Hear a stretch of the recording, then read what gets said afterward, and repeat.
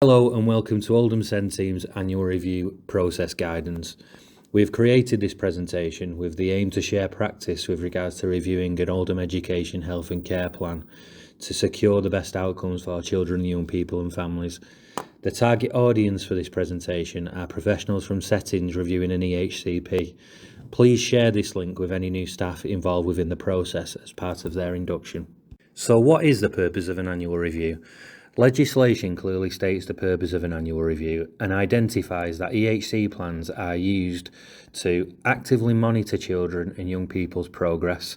They must be reviewed by the local authority as a minimum every 12 months.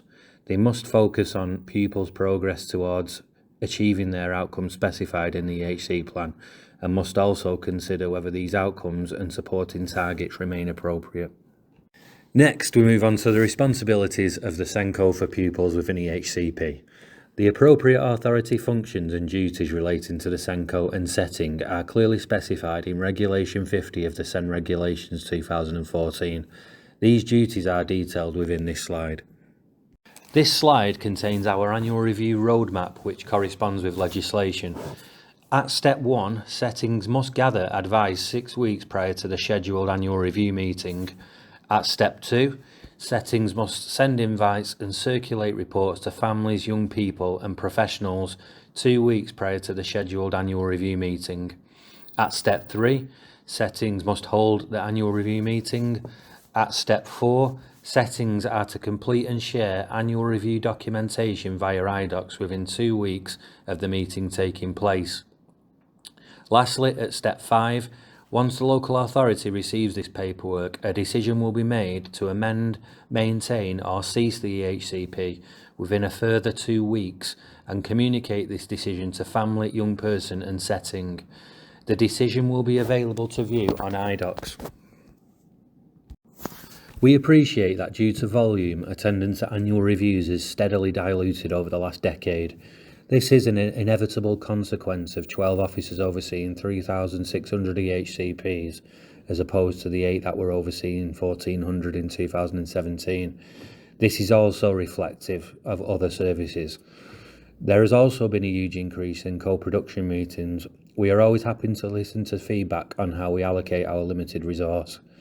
Reflecting on step 2 of the roadmap shared on the previous slide, with regards to attendance, whilst an invitation may not necessarily lead to attendance, schools must then extend that invitation to any services involved and provide an opportunity for written reps or updates in their absence to fulfil the legal criteria. Due to non-attendance, these invitations have reduced recently. We continue to ask that SENCOs invite all services involved with the young person, as per section 9.176 of the SEND Code of Practice. This slide shows guidance for settings on how to undertake an annual review. This slide contains some essentials when undertaking an annual review. Reviews must be undertaken in partnership with the pupil, their parent carer, and must take into account their views, wishes, feelings and aspirations. The annual review must focus on the pupil's progress towards achieving their outcomes specified within their EHC plan and what amendments may need to be made to assist them to achieve their outcomes. Also considering if amendments are required to the outcomes. Pupils, parents and carers must be supported to engage and participate fully within the annual review meeting. A Year 5 annual review would be an ideal time to consider if a child requires input from a preventative service ahead of their phase transfer. All annual reviews must focus on a preparation for adulthood. Social care and annual reviews. Acting on feedback from the SENCO survey around the annual review process, we have set up a centralised inbox for social care that will automatically circulate invites queries to the correct person. This is with the aim for queries to get to the correct person sooner. Within a service as large as social care, there are frequent movements in staffing, therefore the named contact isn't always the existing link and hasn't resulted in good response times. As per the information below, please include this information within your annual review paperwork and within the recipients to ensure it gets to the right person. From September the 1st, 2024, the IDOCS EHC Hub is being used to facilitate annual reviews. Expectations of educational establishments regarding best practice and best endeavours have not changed. We have, however, significantly reduced the amount of administration required by your educational setting in compiling and processing the EHC review return via the IDOCS Hub. An added advantage is that all information from all partners will now be centralised in one place, that schools, families and professionals can obtain a login to view their specific cases. For further assistance, please view the annual review guidance video for settings included within the help section. Please see further tips and considerations relating to IDOCS and the annual review process. Now we move on to the EHC review process via the IDOCS EHC Hub. When you begin the annual review process via the IDOCS EHC Hub, your page will look like the diagram. It is essential before starting an annual review that all personal details are correct. You ensure that you have the most recent version of the EHC prior to commencement of the annual review. This is downloadable via IDOCS. Please also assign the correct Senko under your setting. When arranging the annual review via IDOCS EHC Hub, you invite the parent carer by inputting their email addresses at this stage. By doing this, you will be giving them access to the case on IDOCS. Please double check that this email is correct. If a pupil is open to a health service, you can request advice from the team. Please do not send requests to individual professionals in health in case of leave sickness. Please use the generic inboxes. If a send officer attendance is required, please do email your officer or contact ehcpreviews@oldham.gov.uk directly to request attendance, ideally giving context of the case for us to triage. This slide is the official record of the meeting taking place with attendees. Information regarding the pupil should be added at the next stage rather than in here.